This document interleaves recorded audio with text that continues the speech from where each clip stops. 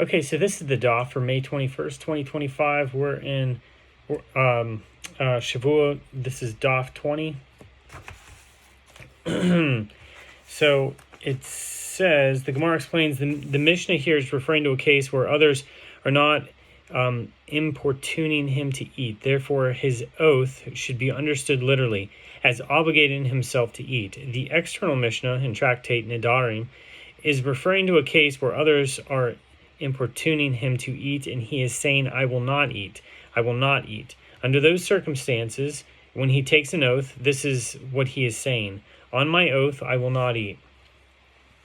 Okay, Rav Ashi, offering a different resolution of the contradiction, says, teach.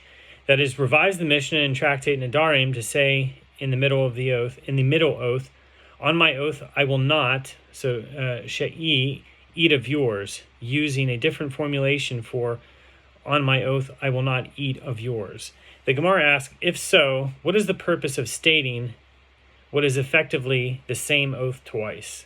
The Gemara answers, lest you say that there is a concern that the oath was a slip of his tongue, and he meant to take an oath that he will eat, and instead said, I will not eat. The Mishnah teaches us that one need not be concerned that this is what occurred. The sages taught the clear utterance of her lips, this is a quote, the clear utterance of her lips with which she has bound her soul, Numbers 30 verse 7, is referring to an oath and a bond, a bond with which she has bound her soul, Numbers 30 verse 5, is also referring to an oath. With regard to the prohibition invoked by the word bond, if you say a bond is an oath, he is liable, but if not, he is exempt. The Gemara seeks to explicate this baraita. If you say a bond is an oath, but you already said that a bond is an oath. Abaye said this is what the baraita is saying. Clear utterance. So clear utterance is an oath, whereas bond is the association of some object or action with a matter that has already been prohibited by an oath. What is the prohibition invoked by the word bond? If you say that creating an association with an oath is like explicitly expressing an oath with his own mouth, then he is liable to bring an offering for unwittingly violating the oath and to receive lashes for doing so intentionally. But if it is not like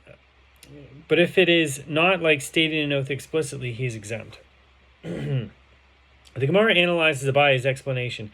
From where may one derive that clear utterance is an oath? One derives it from the verse written with regard to an oath on an utterance, as it is written, quote, or if anyone take an oath to clearly utter with his lips, Leviticus 5 verse 4. The Gemara asks, isn't bond also referring to an oath? As it is written, every vow and every oath of a bond to afflict the soul. Her husband may let it stand, or her husband may make it void. Numbers 30 verse 14. Rather, from where may one derive that a bond is the association of some object or action with another matter that has been prohibited by an oath? One may derive it from the verse, as it is written, quote, or bound her soul by a bond with an oath, Numbers 30, verse 11, which indicates that the bond is associated with a pre-existing oath. The Gemara asks, isn't the term clear utterance also associated with an oath in a verse, as it is written, whosoever it be that a man shall utter clearly with an oath, Leviticus 5, verse 4. Rather, Abaye said the fact that clear utterance means an oath is derived from here. And if she be married to a husband while her vows are upon her, or the clear utterance of her lips with which she has bound her soul, Numbers 30, verse 7, while in that verse it does not state oath. With what does she impose a prohibition upon herself? She does so with, quote, clear utterance, indicating that clear utterance is referring to an oath.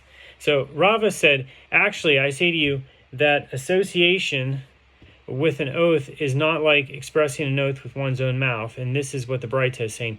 Clear utterance is an oath. Bond can also be an oath, but it is ambiguous. The verse placed by the wording of the prohibition of a bond between that of a vow and that of an oath. Therefore, if one expresses a bond with the language of a vow, it is a vow. If one expressed it with the language of an oath, it is an oath. The Gemara asks, where did the verse place the word for bond? Where did the verse place the word for bond between a vow and an oath? The verse says, and if she vowed in her husband's house or bound her soul by a bond with an oath. Numbers 30, verse 11. The Gemara comments, Abaye and Rava both follow their own lines of reasoning, as it was said, with regard to one who associates some object or action with another matter that has been prohibited by an oath. Abaye says it is like explicitly expressing an oath with his mouth, and Rava says it is not like explicitly expressing an oath with his mouth. The Gemara raises an objection from a Braita. What is the bond mentioned in the Torah? A bond applies to one who says, it is incumbent upon me that I will not eat meat and that I will not drink wine, like on the day that that is my father, died, or like on the day that so-and-so died, or like on the day that Gedaliah ben Ahikam was killed, or like on the day on which he saw Jerusalem in its destruction. One who makes one of these pronouncements is prohibited from eating meat and drinking wine. And Shmuel says, this is the case where he is prohibited from eating meat and drinking wine by vow, since that day, that is the day his father died.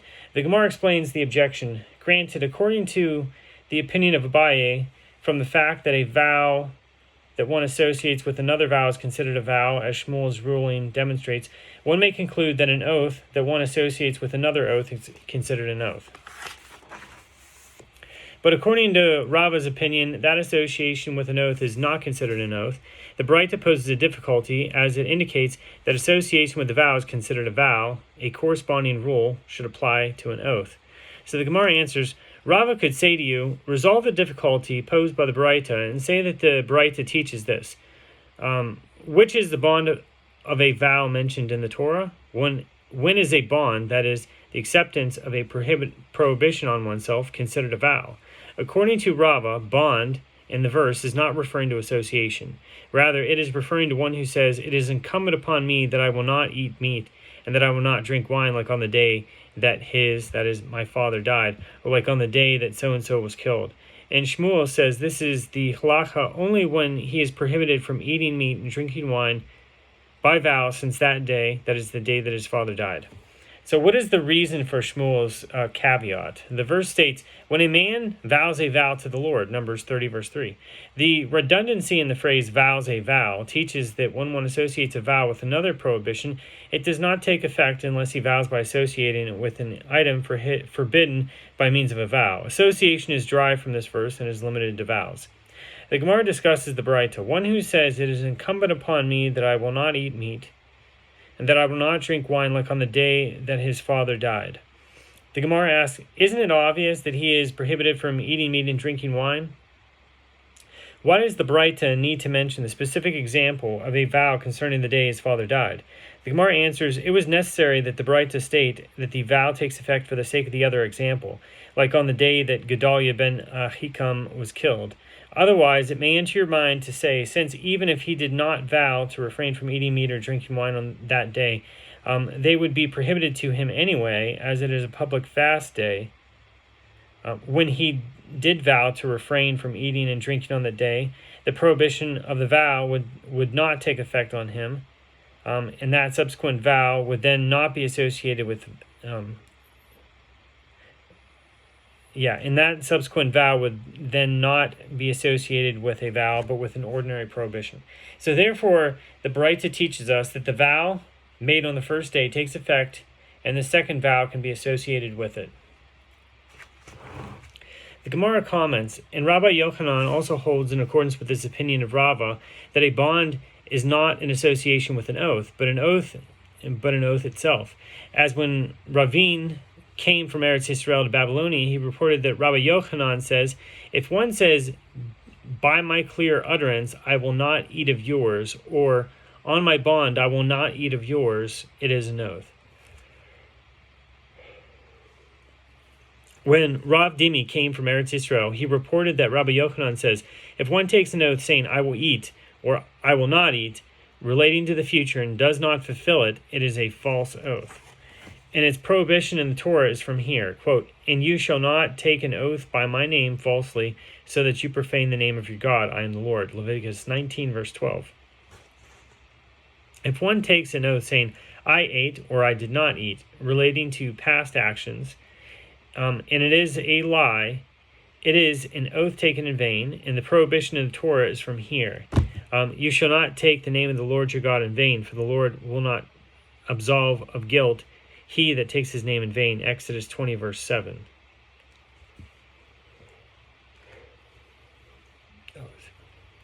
So Rav Dimi continued, with regard to vows where one states an item is forbidden, like an offering or konamot, if he subsequently derives benefit from that item, one violates the prohibition. When a man, quote, when a man vows a vow to the Lord or takes an oath to bind his soul with a bond, he shall not break his word. He shall do according to all that proceeds out of his mouth. Numbers 30, verse 3. The Gemara raises an objection from a Braita. The prohibitions against taking an oath in vain and taking a false oath are one. The Gemara suggests, what is the Braita not teaching? That if an oath taken in vain refers to the past, a false oath also refers to the past. Apparently, the statements I ate and I did not eat are both false oaths, contrary to Rabbi Yochanan's statement that a false oath is one that relates to the future. The Gemara answers, are the cases comparable? This case of a false oath is as it is in that case of an oath taken in vain is as it is. What then is the meaning of the assertion of the Braita that they are one? It is that both were spoken in a single utterance at the giving of the Torah, like that which is taught in a Braita. So remember the Sabbath day to keep it holy. Exodus 20, verse 7. And observe the Sabbath day to keep it holy. Deuteronomy 5, verse 12. Were spoken in one utterance, in a manner that the human mouth cannot say and that the human ear cannot hear. It's actually possible for this to happen. I'm going to show you something. I'm going to write it down and put it on a card and show you here. So hold on a second. Okay, so this is how the Hebrew alphabet, the Hebrew language is divine. So in a single utterance, it says Shemor, Zachor v'Shemor, okay? It says to remember and to keep or observe the Sabbath. So here is Zachor, okay?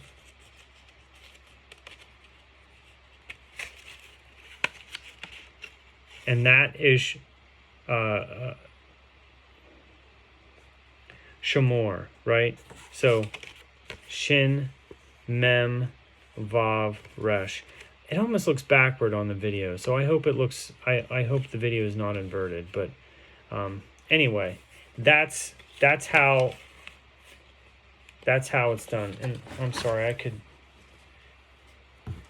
it's these scribal strokes to make up the shin. Also have that zayin in it. Okay, so that's how it's in a single utterance. The word is contained inside the other word by scribal strokes. Okay, so anyway, observe the Sabbath day to keep it holy. We're spoken in one utterance in a manner that the human mouth cannot say and that the human ear cannot hear. Okay. Okay, so the Gemara asks, granted there, remember and observe, were spoken in a single utterance in order to teach the halacha that Rav Ada bar Ahava says. As Rav Ada bar Ahava says, women are obligated to recite Kiddush, sanctifying the seventh day, by Torah law, even though it is a positive time-bound mitzvah, since the verse states, remember and observe, indicating that anyone who is obligated to observe is prohibited from performing labor on Shabbat, is obligated to remember by reciting Kiddush. And these women, since they are obligated to observe, they are also obligated to remember. But here, with regard to the prohibitions against taking a false oath and taking an oath in vain, for what halacha is it necessary for them to have been spoken in a single utterance? The Gemara explains, rather, the two prohibitions were spoken together to teach that just as one is flogged for taking an oath in vain, so is one also flogged for taking a false oath. The Gemara asks, isn't it the opposite?